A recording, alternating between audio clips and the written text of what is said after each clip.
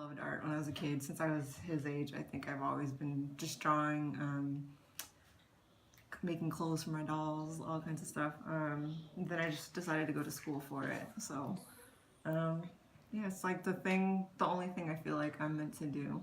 And I actually applied for painting in grad school, but ended up in the interdisciplinary program. And I just realized that I just didn't have the love for painting the way a lot of my peers did. They would have these really intense discussions about pigments, and I just really didn't care.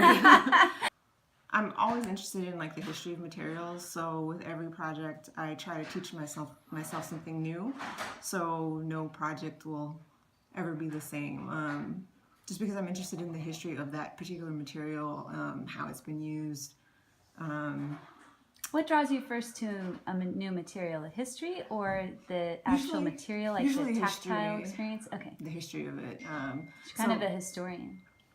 Yeah, my husband was a history major, and I think he really influenced the way I approach art. So, Kenyatta was in undergrad when I was in grad school, and I've just seen her sort of flourish over the past couple years. She went to Cal Arts, and just her career just sort of took off from there.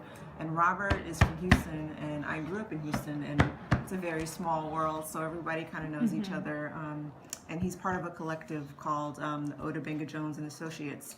And one of the members actually went to high school with my cousin and remembered me when I was a kid. Kenyatta and Robert are really amazing artists, and their work is just absolutely beautiful. And I think it'll be exposing San Diego to some new work and some really great artists. So I think it'll be really interesting to see how we all interpret some of the work that's part of the collection.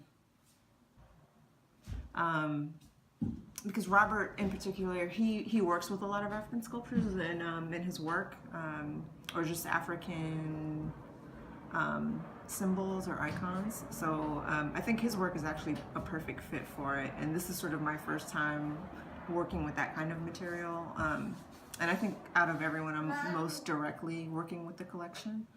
Kenyatta's work also sort of speaks to African traditions, and we're all exploring the figure, so to see how we all use that in a different way, I think will be kind of interesting.